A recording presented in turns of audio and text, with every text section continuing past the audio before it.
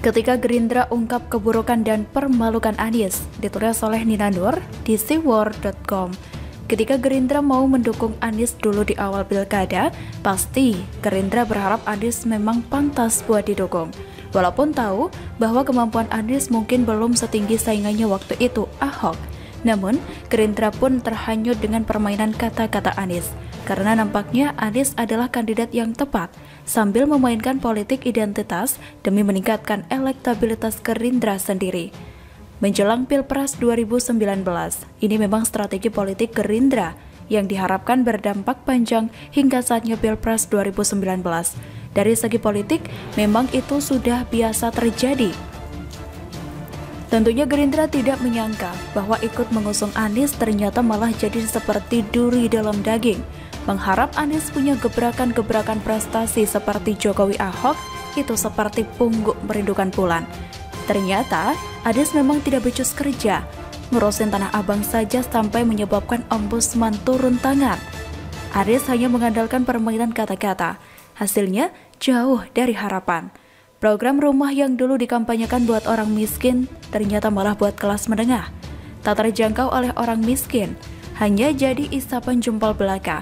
Belum lagi soal banjir yang tidak ditangani, walaupun sudah diberi arahan oleh Presiden Jokowi. Anies bukan mendatangkan keberuntungan buat Gerindra. Ketum Gerindra Prabowo malah menderita kekalahan di DKI Jakarta. Kenyataan yang sangat memalukan buat Prabowo. Anies tidak berguna buat elektabilitas Gerindra. Apakah karena Anies tidak terpilih mendampingi Prabowo waktu itu? Sekarang, Gerindra sudah bergabung dengan pemerintahan Presiden Jokowi. Dan Anies hampir selalu mengambil posisi yang berseberangan dengan pemerintah pusat.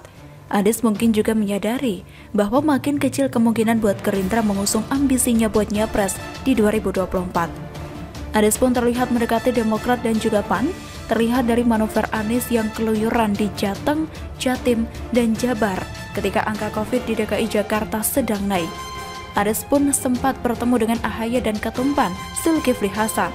Ngarep ada dukungan dari mereka, sementara yang ngurusi pandemi COVID di Jakarta adalah pemerintah pusat.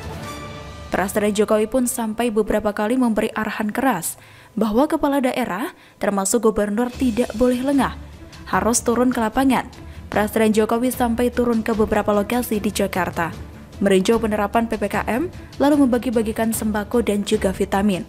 Juga meninjau kesiapan lokasi tambahan buat isolasi pasien COVID. Yang ini semua adalah tugasnya Anies sebagai gubernur. Sementara Anies malah keluyuran di makam-makam. Bukannya mengurus dan mendekati warga Jakarta yang masih hidup ataupun yang sedang berjuang melawan COVID, saya yakin Gerindra pun sadar akan hal ini. Ketika ada penurunan angka COVID saat ini, Anies pun tampil ke depan. Dengan bangga menyebut sekarang ruang IGD banyak yang kosong.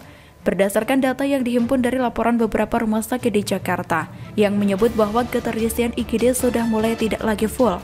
Bahkan ada sampai bikin video lagi yang khusus untuk memaparkan kekosongan IGD di beberapa lokasi, seperti RSUD Budi Asih dan RSKD Duren Sawit. Dengan sumringah, senyum tiada henti. Jadi modus Anies ini gitu ya, ketika angka menaik dia tinggalkan Jakarta, ketika angka meledak dia ke kuburan, ketika angka menurun dia langsung tampil di mana-mana. Padahal yang kerja Menko Luhut, Menteri Erick Thohir dan Presiden Jokowi, halah, ketahuan. Peringatan Anies soal kekosongan IGD yang digeneralisasinya itu pun mengundang perhatian Gerindra. Walaupun Gerindra masih sebagai partai yang mengusung Anies, tapi kali ini Gerindra tidak mau lagi terperangkap dengan permainan kata Anies. Gerindra malah ganti menggebrak Anies. Bahkan berita tentang gebrakan ini sampai dimuat di website Partai Gerindra. Yang menyuarakan adalah Ketua Fraksi Gerindra di DPRD DKI Jakarta, Rani Mauliani. Rani mengkritik keras pernyataan Anies. Pernyataan Pak Gop masih berbanding terbalik dengan kondisi di lapangan. Coba dicek lagi data validnya. Turun dan support nakes di lapangan terutama ke yang tipe kecil seperti puskesmas. Tegas Rani. Menurutnya, memang kondisi rumah sakit saat ini tidak lagi sibuk seperti beberapa pekan lalu. Namun dia mengatakan kondisi sekarang belum bisa dikatakan ruang ICU banyak yang kosong. Mestinya, walau mungkin kurang turun lapangan, tapi kalau anak buah laporan data valid, bukan asal bapak senang. Kondisi fakta dengan data harusnya nggak jauh beda lah ya, kata Rani, seperti dilansir oleh detik.com. Sesudah digebrak Gerindra di DPRD, Wagub Riza Patria yang juga petinggi Gerindra ikut memaparkan penurunan tingkat keterisian tempat tidur untuk pasien COVID di Jakarta. Tingkat keterisian tempat tidur sebesar 73%, sedangkan keterisian ICU sebesar 89%. Ini bukan angka yang bisa dipamerkan dengan senyum lebar dan sumringah. Angka ini masih tinggi, tidak seharusnya Anies senyum lebar, sementara publik tahu yang belusukan di Jakarta malah Presiden Jokowi. Di lain pihak, Gerindra sudah sukses mempermalukan Anies dengan menyuruh Anies turun ke lapangan, menyuruh Anies mensupport Nagas, dan tidak sekedar percaya laporan anak buah saja. Seakan menunjukkan ke publik, inilah kesalahan-kesalahan dan ketidakbecusan Anies dalam bekerja. Menegaskan tuduhan publik bahwa Anies lebih suka ke makam ketimbang melihat makhluk hidup. Menegaskan bahwa Anies memang tidak bisa bekerja. Yakin masih ngarep Gerindra akan mengusung Anies di 2024? Selalu dari kura-kura. KPK akan panggil Anies terkait korupsi lahan muncul, dan kita pun teringat perjuangan Ahok. Ditulis oleh Cak Anton di seaworld.com. DKI Jakarta di bawah kepemimpinan Anies memang begitu adem ayem, tak ada keriuhan terkait apapun itu. Tak ada ribut-ribut gubernur dengan DPRD, berbeda dengan ketika Ahok menjadi gubernur Jakarta. Keramaian selalu saja terjadi. Hal itu pun lantaran transparansi yang dilakukan Jakarta di masa kepemimpinan Ahok. Balai kota bebas dimasuki wartawan, rapat-rapat pun diupload di media sosial agar masyarakat mampu mengikuti dan menilai. Bahkan, soal anggaran pun pada masa Ahok begitu transparan. Pada tahun 2015, Ahok berseteru dengan anggota DPRD DKI Jakarta. Saat itu Ahok menuding DPRD DKI Jakarta memaksa memasukkan dana fiktif sebesar 8,8 triliun di APBD. Hak angket pun bergulir. Bahkan FPI dan FBR pun mendemo Ahok dan meminta DPRD untuk mengakhiri kepemimpinan Ahok di Jakarta. Tidak hanya itu saja, Ahok pun mengatakan bahwa berkali-kali ia mengajukan raperda NJOP 15% terkait syarat IMB Pulau Reklamasi selalu dihalang-halangi. Ahok diminta menurunkannya menjadi 5%. Saat itu, Ahok sudah memperkirakan akan ada uang ratusan triliun masuk yang bisa digunakan untuk membangun rusun hingga membangun pompa untuk mengatasi banjir Jakarta. Kita pun akan ingat bagaimana tulisan pemahaman nenek lo menjadi viral. Ahok ketika itu mencoret anggaran siluman. Efisiensi dilakukan oleh Ahok. Bahkan, karena efisiensi masa kepemimpinan Ahok dianggap tidak memiliki serapan yang baik. Padahal kalau mau jujur, membuang uang untuk membuat serapan bagus itu mudah. Buat aja patung seperti yang dilakukan oleh Anies. Dulu saya sempat berpikir apakah yang dilakukan Ahok itu benar-benar nyata atau hanya bikin rame saja. Namun, setelah Anies Baswedan menjabat, saya baru yakin bahwa keributan yang terjadi pada masa Ahok itu tidak dibuat-buat. Karena pada masa Anies banyak terkuak anggaran-anggaran yang tidak masuk akal, seperti lem Aibon dan anggaran ATK lain yang gak masuk akal. Setelah kepergok, baru direvisi. Kita pun pernah dikagetkan dengan ribuan IMB Pulau Reklamasi yang diterbitkan oleh Anies.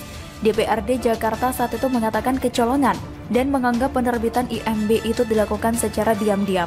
Tetapi yang mengherankan adalah yang namanya kecolongan itu pasti merasa kehilangan.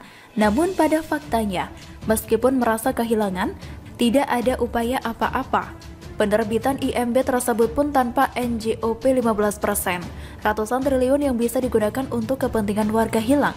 Masa kepemimpinan Anies memang kerap dibumbui drama anggaran yang digunakan untuk hal-hal kurang berfaedah. Meskipun begitu, hal itu tidak menjadi masalah karena dianggap tidak melanggar hukum. Akan tetapi, bagi orang yang mampu berpikir rasional, kita sudah bisa menilai kemampuan Anies dalam memimpin Jakarta. Hampir tidak ada kebijakan yang mengena langsung pada masyarakat. Janji-janji keberpihakannya pun hingga kini tidak bisa direalisasikan. Terkait janji, kita tentu saja ingat bagaimana Anies menjanjikan rumah tapak DP 0 rupiah bagi warga miskin. Ingat ya, rumah tapak. Dalam debat, Ahok mengkritisi hal ini dan mengatakan kalau program rumah tapak dengan DP 0 rupiah bagi warga miskin mustahil untuk dilakukan. Namun, Anies tetap ngotot. Ia bersikukuh kalau dengan keberpihakan hal itu bisa dilakukan. Nah, terkait rumah DP 0%, akhirnya omongan Ahok terbukti.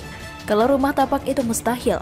Anies akhirnya merevisi rumah tapak menjadi rusun alias rumah lapis.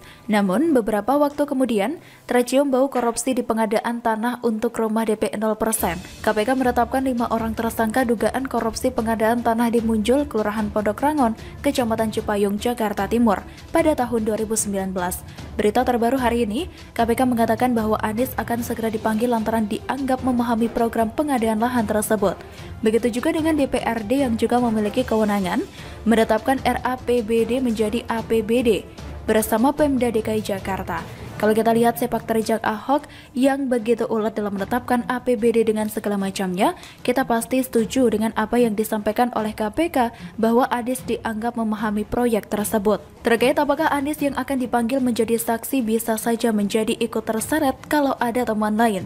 Itu sih urusan nanti. Yang penting saat ini kita bisa membandingkan bagaimana pemimpin yang dipilih berdasarkan kinerja dengan pemimpin yang dipilih hanya modal seiman saja. Udah itu saja.